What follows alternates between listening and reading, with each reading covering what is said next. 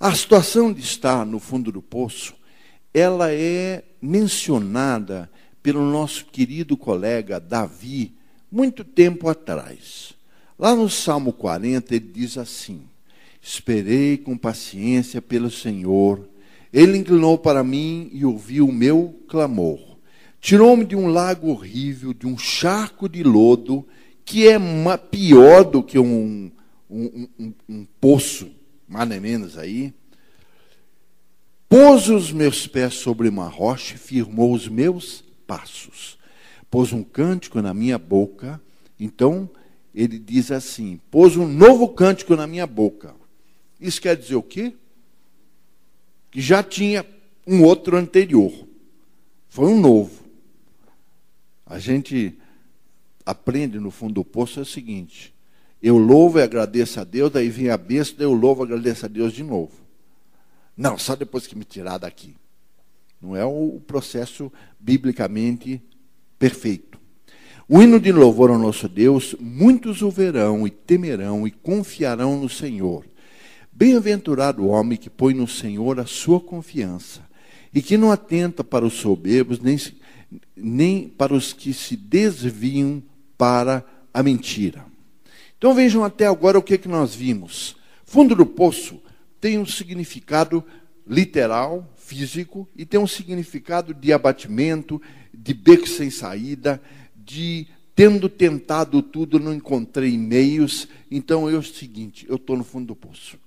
Eu tenho problema financeiro, eu tenho problema de saúde, eu tenho problema familiar, porque realmente existe um elo, né? Quando o sujeito fica doente, caindo aos pedaços, geralmente ele não pode trabalhar bem. Aí ele fica sem dinheiro. Quando ele fica sem dinheiro, lá em casa as coisas complicam. Os amigos, nem sei mais onde que estão, todo mundo sumiu. Tipo do Jó, estava completamente sem nada, no fundo do poço. Só que vejam, nos casos físicos que nós tivemos, que é José e Jeremias, estes homens foram colocados no fundo de um poço físico, mas significava também que a sua vida estava sofrendo uma mudança, que eles estavam sendo rejeitados, estavam sendo ameaçados.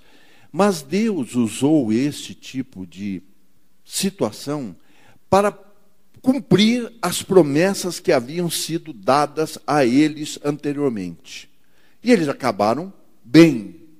Ora, tudo isso pode parecer assim, vamos dizer, academicamente muito bonito. Mas, de forma geral, as pessoas ouvem esse tipo de consideração, porque esse é um estudo com uma aplicação muito prática, muito pessoal.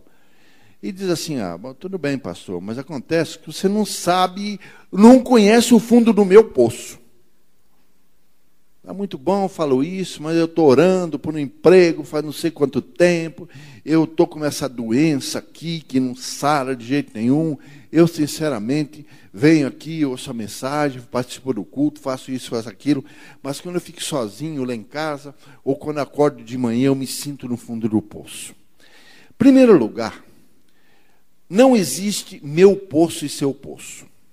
O poço deve ser, para aqueles que têm promessa, que estão andando diante de Deus, um lugar onde você faz uma rápida visita. Você fica um pouquinho lá e ó.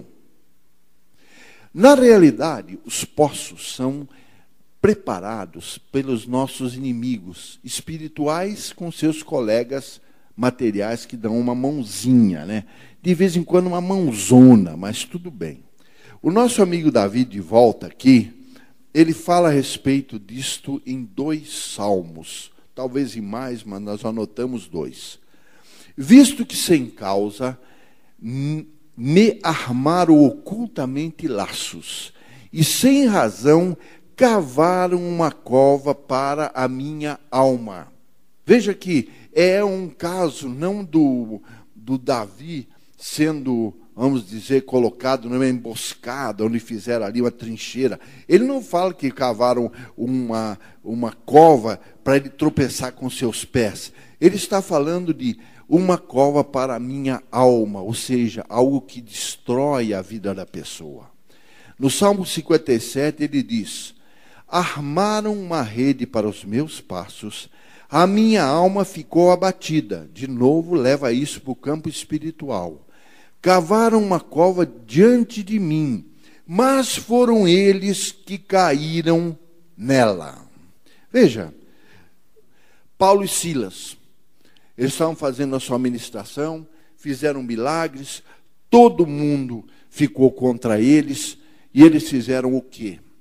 Havendo-lhe dado muitos açoites, lançaram-nos na prisão, mandando ao carcereiro que os guardasse com segurança.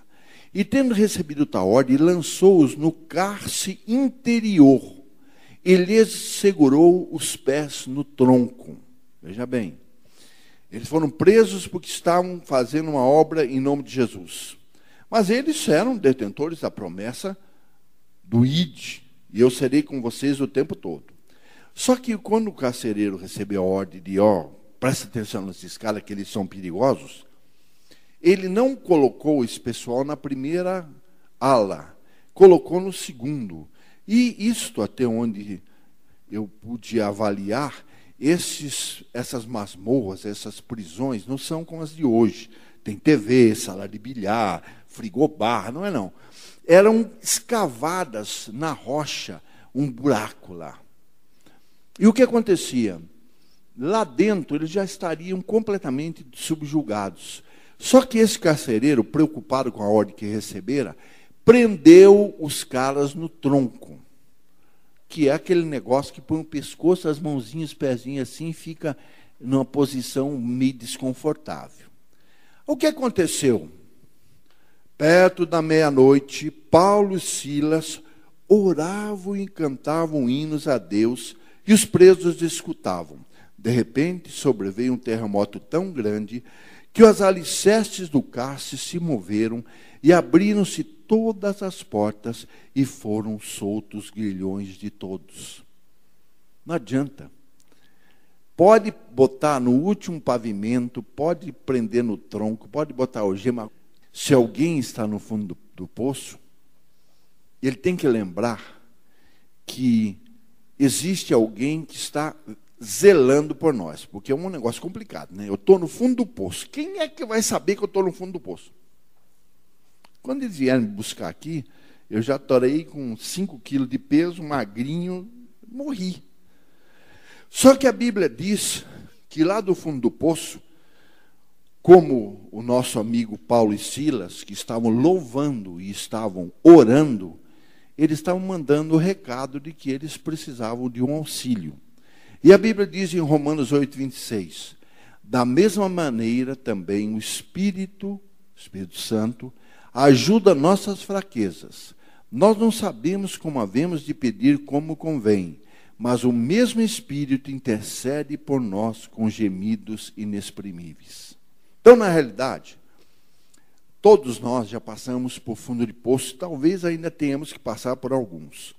Talvez alguém até esteja hoje aí com uma sensação desse tipo.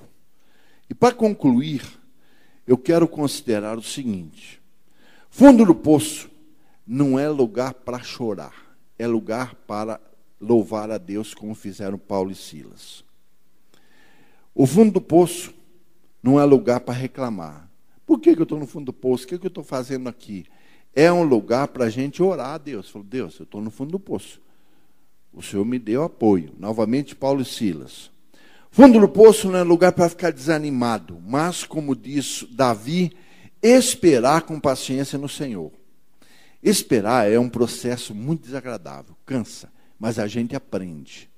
Aprende, não digo que seja para esperar as coisas comuns aí do dia a dia, esperar o trânsito desafogar, esperar chegar a carta que está atrasada. Isso é uma coisa que também aprende, mas é um departamento separado. Eu estou falando de esperar pela resposta de Deus. E, finalmente, o fundo do poço, para os que têm promessa, e vocês têm, na verdade, não é o fim de nada, é o início de uma nova expectativa, uma nova experiência, uma nova oportunidade para a nossa vida.